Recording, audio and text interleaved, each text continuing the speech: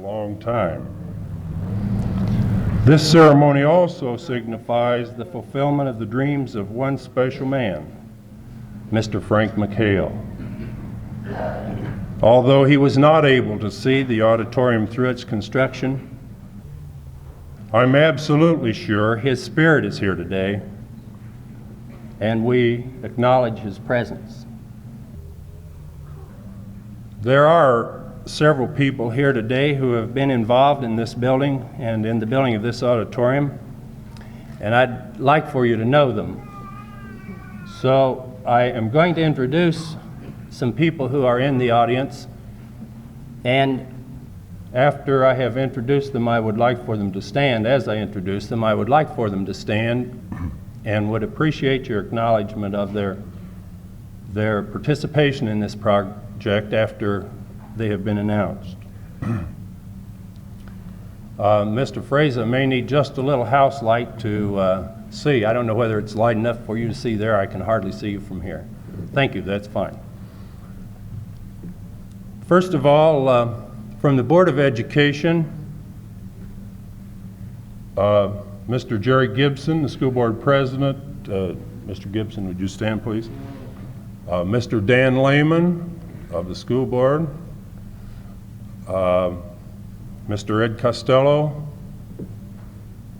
Mr. Mike Muehlhausen, and Mr. Michael Jordan.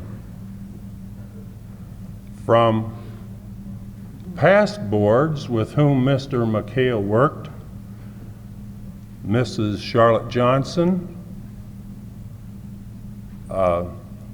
Mrs. Helen Hurd was not sure she could be here, and Mr. Ward Watts. Also, the attorney and legal counsel for this group of people, Mr. J.T. Hillis.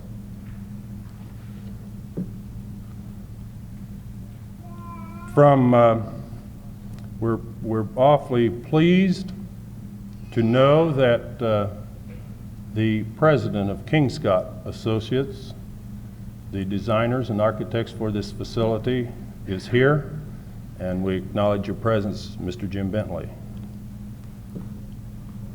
There are a couple other special people that I would like to introduce to you, because it was through them and their special counsel with us and with Mr. McHale during the formative days of this project that was invaluable to us.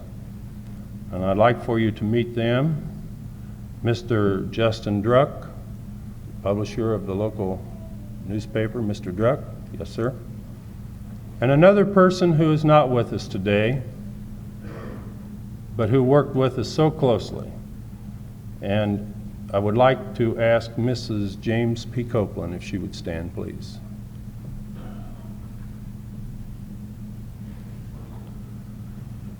Thank you very much, and I'd like for you to recognize this people.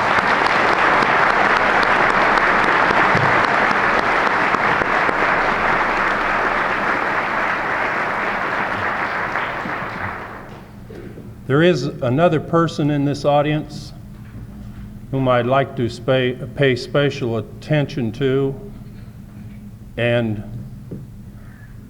speak of his work. In a project of this size involving so many different people, you need to have a person who is dedicated to the overseeing of a project to make absolutely sure that there are no things left unturned in the planning stages and that nothing is done or undone in the construction stage that would cause the facility to be less than what Mr. McHale wanted it to be. Our school district is extremely fortunate to have the qualified person to work so closely with the architects and the engineers and the construction people and Mr. Welch and me as we work together in this project. And I'd like to have a special introduction for Dr. Randall Mock, Assistant Superintendent for Business Management for Logansport School Corporation. Randy.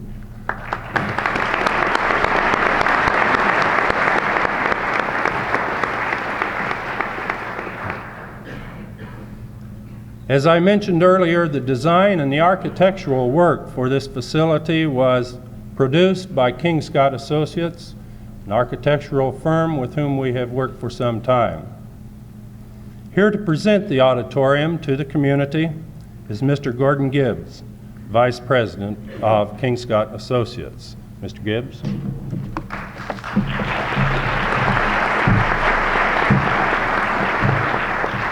Thank you, Dr. Hughes, members of the board, distinguished guests, and ladies and gentlemen. It's a real pleasure for me to be here today to participate in the dedication of this wonderful facility. Many, many elements went into the preparation of the plans, the ideas, partly due to the board and the staff, and obviously due to Frank McHale's great influence in this community and in this state and in this nation. As a member of the King Scott firm, we're just pleased, and I'm particularly pleased, to have the opportunity now to officially present this facility to the school board. Before I do that, I'd like to acknowledge that there were a lot of people in our organization and in the contractors organization that made this possible, that put the extra little touches in it. They're not here today, and I can't mention all of them, but I think I should acknowledge to you that the general contractor for this project is Thorleif Larson of Indiana. The mechanical contractor for this project was Burton Mechanical Incorporated. Many other firms were involved, many other individuals, but all of these people, including many people on our staff, were involved in helping to make what we hope is a successful facility for many years to come here at Logansport. So without too much more, I'd like to now officially present this to your board president, Mr. Jerry Gibson. Jerry?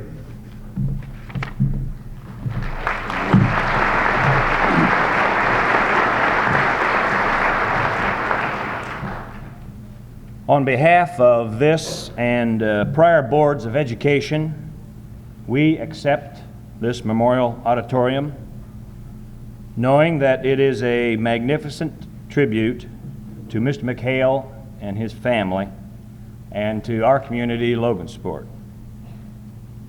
Logansport is richer in the real values because Frank McHale never forgot his early opportunities and the community that provided his beginning. This act of generosity is a tribute to generations to come. Humbly, we say thank you.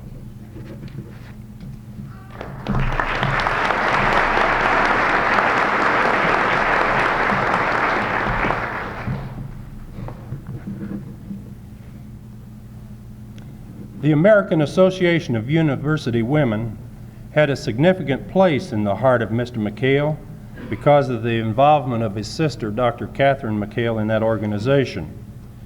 In honor of her, Mr. McHale designated a special room in this facility to be known as the McHale Room, wherein the AAUW was to be provided with space for its meetings and for its library.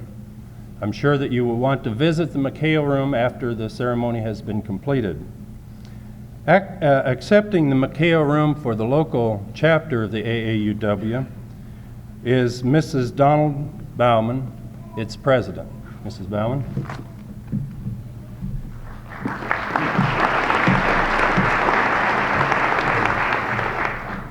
As president of the Logansport branch of the American Association of University Women, I am most happy to accept this key to the McHale Room. Mr. McHale designated this room for our branch's use as a memorial to his sister, the late Dr. Catherine McHale. Like Mr. McHale, she was born, raised, and educated in Logansport. After a brief teaching career in Logansport, Dr. McHale furthered her education at Columbia University, where she earned her doctorate degree she held honorary degrees from Brown University, Russell Sage College, and Murray College for Women. She also was one of the first women trustees at Purdue University, a position she held from 1936 to 1946. Dr. McHale was a professor of education at Goucher College in Maryland when she accepted the position of General Director of the American Association of University Women in Washington, D.C. in 1929. She served the organization in this highest position from 1929 until 1950. She also continued as a non-resident professor at Goucher College.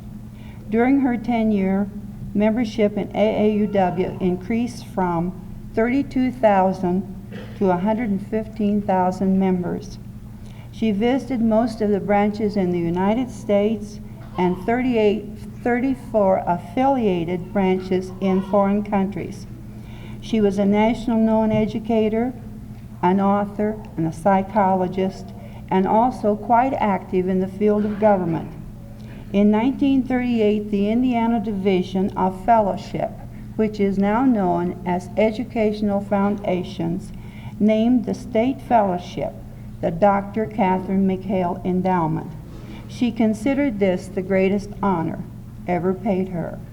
This fellowship offers a grant yearly for graduate work to a young college woman in any state who has achieved or promises outstanding scholastic distinction. For several years, Mr. McHale honored his sister's interest in education with a generous contribution to the fellowship fund for the Logansport branch of AAUW. The Logansport branch will work toward fulfilling Mr. McHale's wishes that the students of Logansport and Cass County may have before them a brief introduction to those people or families of Cass County who have played an important part in the fields of education, drama, religion, medicine, law, music, sports, transportation, etc. This information will be on display in the showcases in the McHale Room, a room we, the Logansport branch of University Women, are very proud to have for our use, a room where our members of the past 50 years now have a permanent home, thanks to the interest in education of Frank McHale and his sister, Dr. Catherine.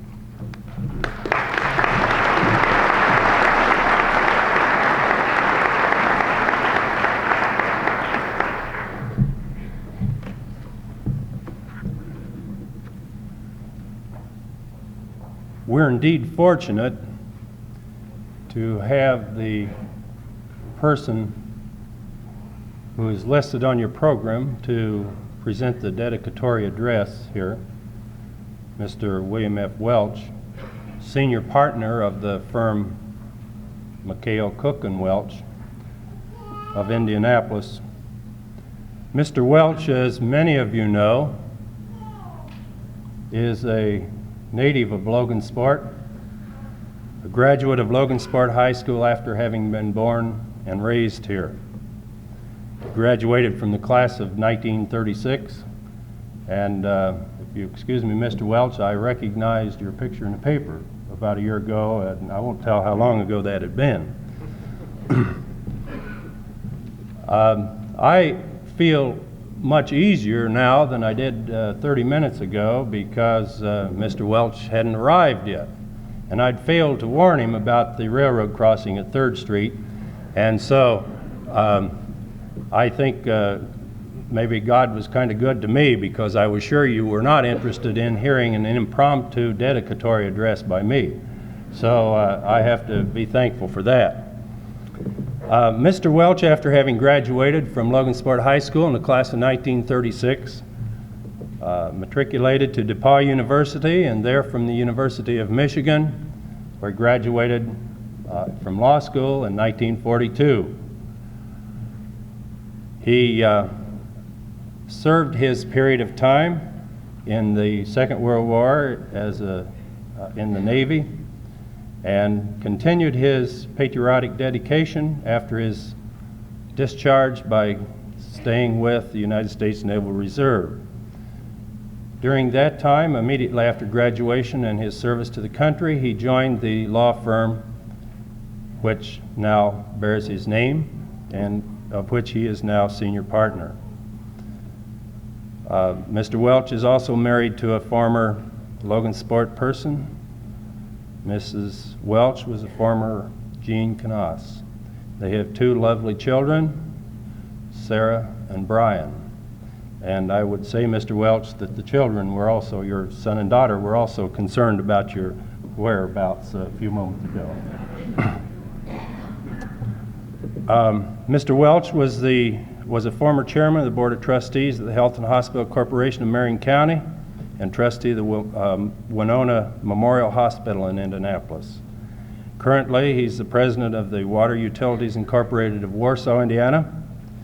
He's director of several business organizations, including the Logan Sport National Bank. And it's indeed an honor for me to have known this gentleman, and it's absolutely a privilege for me to introduce him here as your dedicatory speaker, Mr. Welch.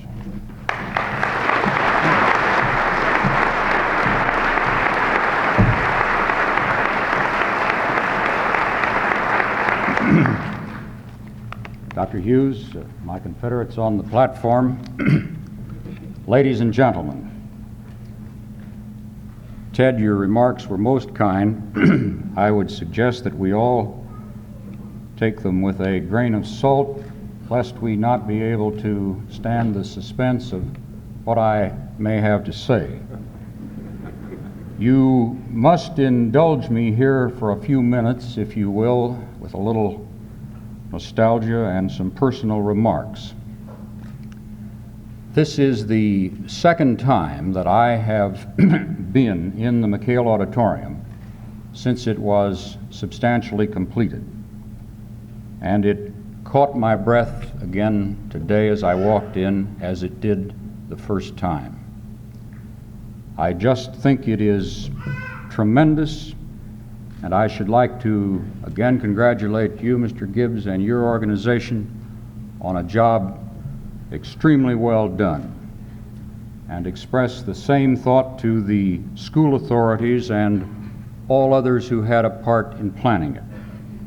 I'm certain Frank McHale would be highly pleased with it all. He might not be highly pleased with what happened to his Michigan football team yesterday at Purdue. And I'm sure he wouldn't have been any more pleased with the condition of the railroad crossing on 3rd Street than I was when I drove into town this afternoon. But he would be well pleased with what we have here. When I compare this to the comparable facilities, if they can be called that, of my old high school here in Logansport, and I hate to admit that I'm old enough to be able to tell you that my high school has been completely demolished. There simply would be no comparison, and if one would attempt a comparison between these facilities and those at the old building, also now demolished, at 7th and Broadway, where Frank went to high school, the comparison would be ludicrous. This podium, for example, where I stand, from my side of it, looks a little like the control panel of a 747. There are buttons here that I wouldn't dare punch. There may be one that would eject all of you from your seats. And I can't take that chance.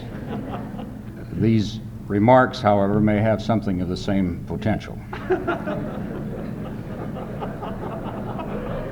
But the beauty of all this, the completeness with which this job has been done, the overall fineness of it, and the degree to which it physically and structurally carries out Frank's idea and his dream, is simply tremendous and heartwarming. There is in Paul's letter to the Hebrews in the New Testament a line which reads, "Now faith is the substance of things hoped for, the conviction of things not seen. And we are gathered here today, as has already been alluded to dedicate what was one man's dream, one man's hope, which was the substance of his faith, and which he was not privileged to see completed.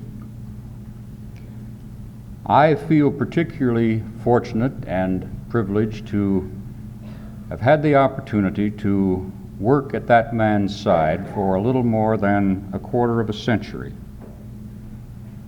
to have shared along with others, to have shared that dream with him as it developed in his mind, to have helped him implement the mechanics of creating the gift which made it all possible, to have been able, through his estate after his death, to complete the gift that he had pledged. And today, in his name, to dedicate this wonderful facility to the community of Logansport through the Logansport Community School Corporation. Now, my delight with all of this stems in large measure, of course, from that common bond which, among others, he and I shared, namely an abiding love for our old hometown of Logansport, and which was also the hometown of our former partner, David Cook.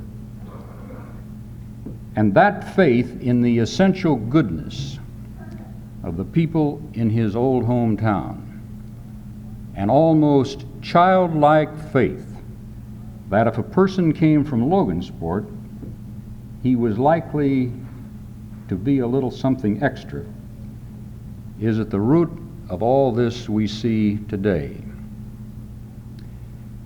He was far too sensible, wise, call it what you will, to argue for the record that where one comes from makes any real difference in that person's intrinsic worth. As a matter of fact, such a thesis would have flown in the face of his strongly egalitarian outlook. As many of you know, he was a Democrat with a small d before he was one with a large D. But like most of us, he was a human being before he was a logician. He was emotional before he was analytical. He was loyal before he was critical. And he simply thought that Logansport and its people were at the top of the heap, or should be. And apparently he was sufficiently perceptive to realize that if he could channel his benefactions through the youth of the community, through the school system, he would be building in a constantly recycling input or contribution designed to yield a permanent benefit to the entire community. I'm certain if he were here today, he would say that all of you who were close to him, as family, as friends, as associates, are in varying degrees responsible for all of this. I would be remiss, however, if I did not mention some of the people some of whom you have already met this afternoon, who had a particular part in it. Such people as Judd Druck, a longtime friend and associate, and the late Jim Copeland, who together influenced and guided his ultimate decision regarding this auditorium. Dr. Hughes of the Logansport schools and his staff, and in particular my old horse racing friend Randy Mock, who's already been introduced, and the members of the school board whose names have already been called to you, and J.T. Hillis, the school board attorney. All these people, without whose understanding and cooperation this would not have been possible, are due much credit. Similarly, the Cass County chapter of the association, the American Association of University Women, is deserving of much credit.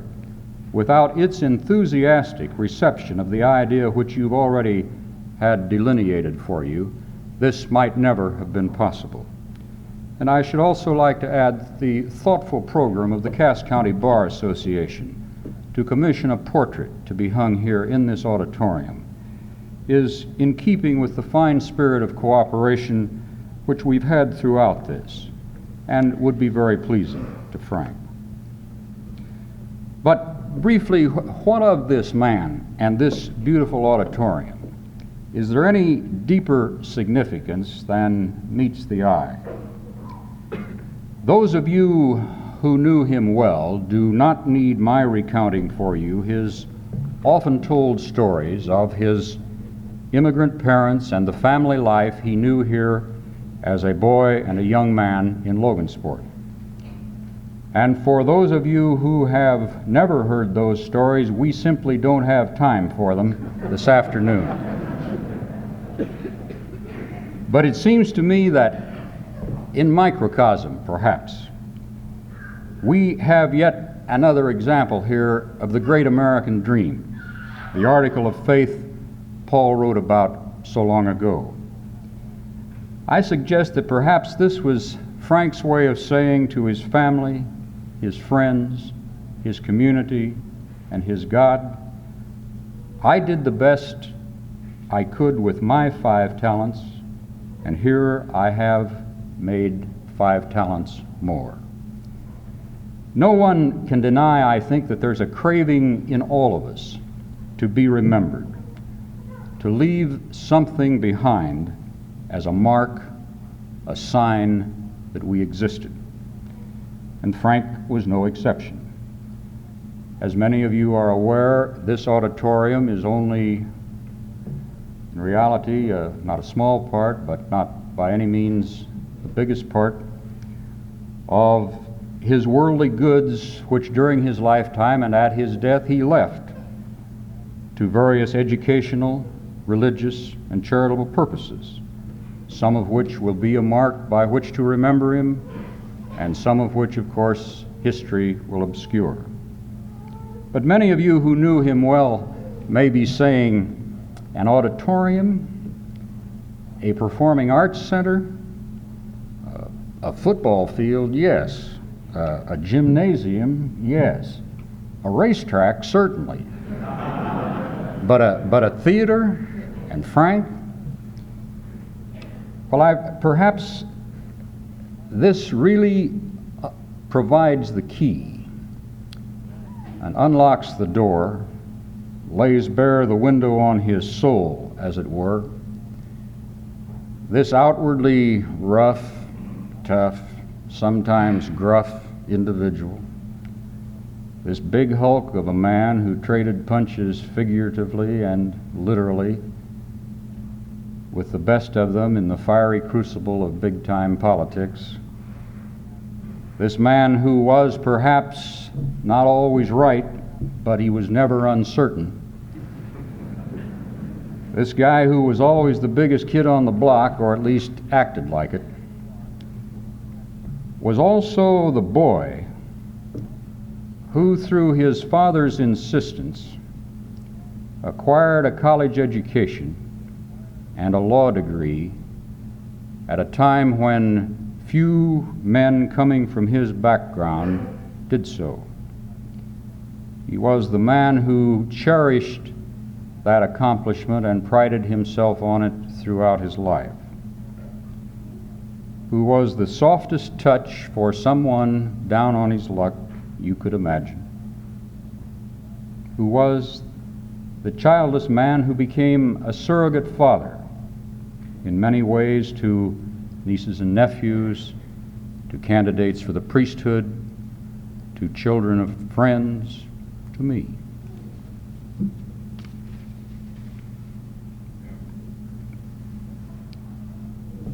Embedded deep in his makeup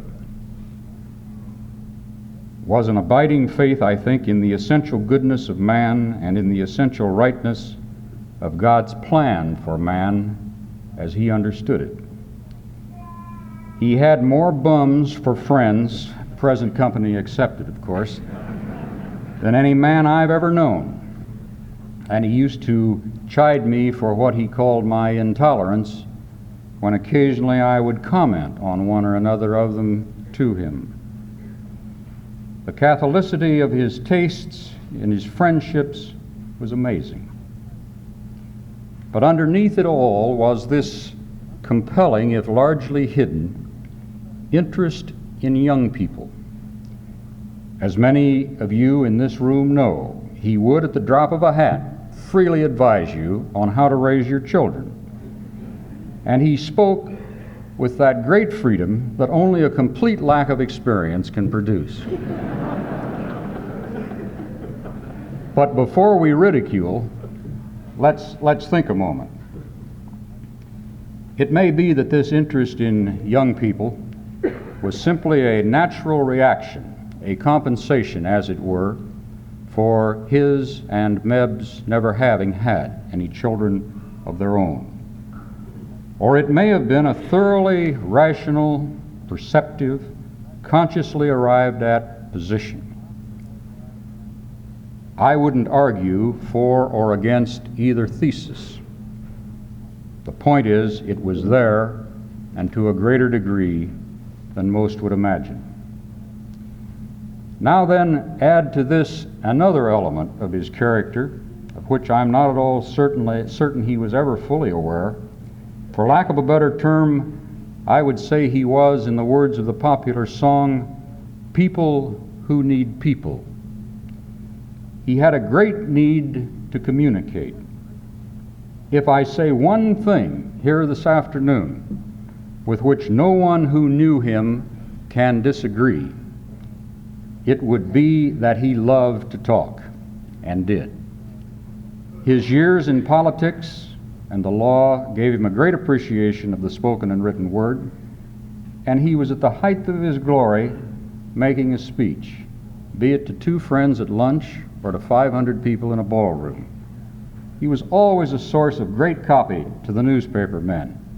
The two words completely missing from his vocabulary were no comment.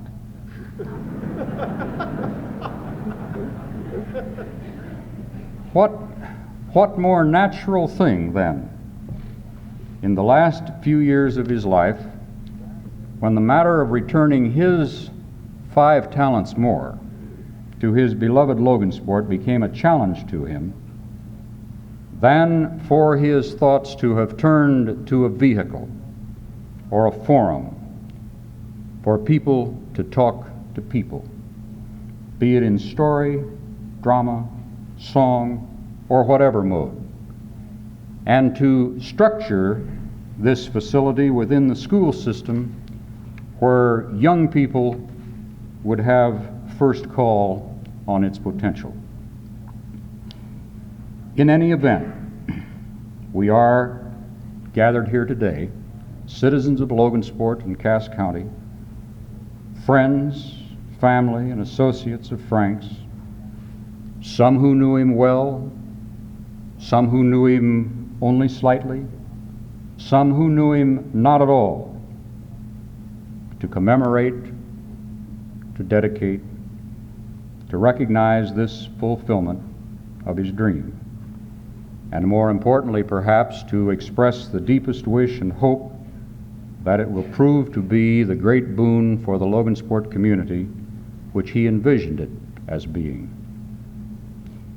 And it seems particularly fitting in this bicentennial year of our nation to have such a renewal of faith, an articulation of a dream, a vote of confidence in the future, as this auditorium represents.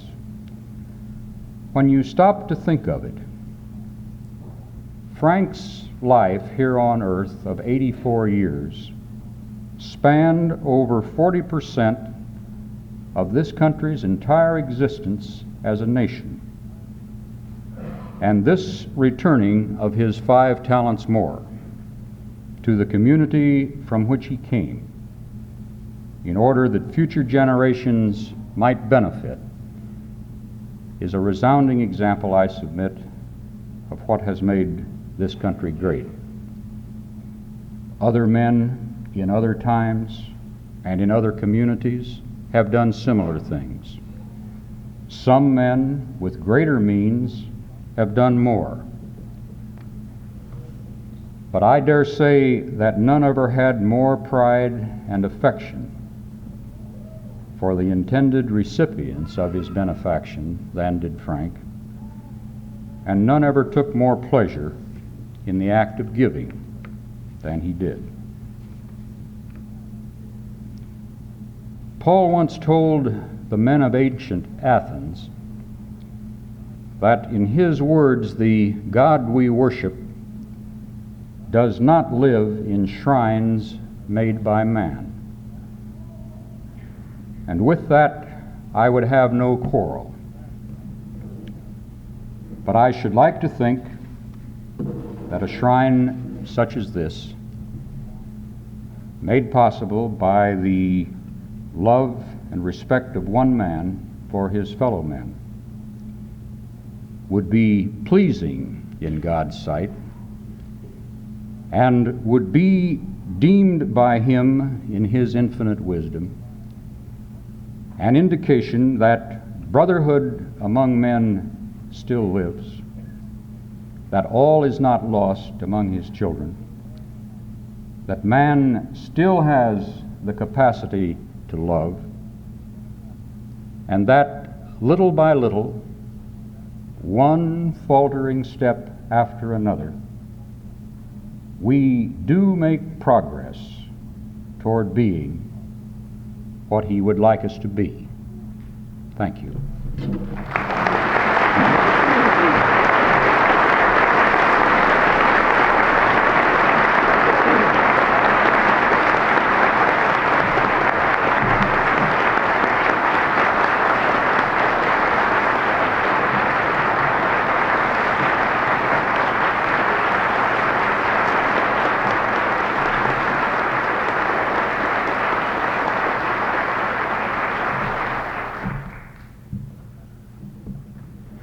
Thank you very much, Mr. Welch.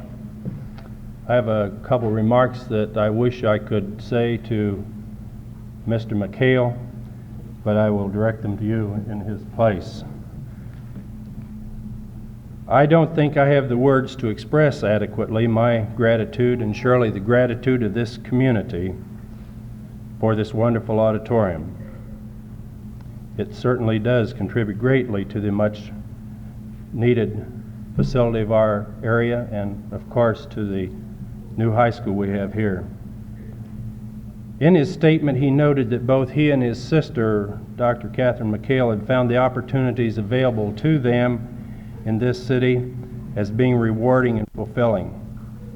And I believe that through his efforts, countless other young people will have similar opportunities to those he mentioned and you spoke about.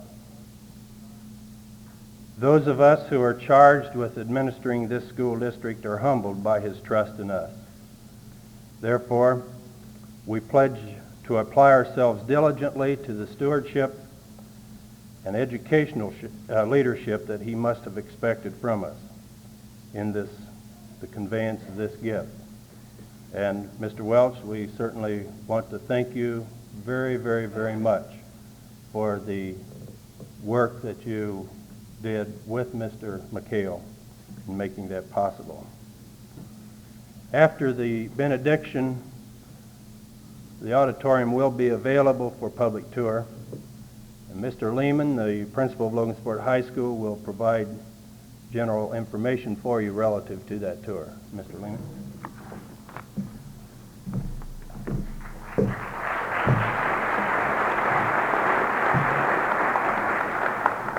I feel it most appropriate that I have this privilege to make some announcements regarding the use of this beautiful facility, because we have spent many hours working with a variety of people in planning, building, and dedicating, and then the future, of course, holds for and to be used by the students.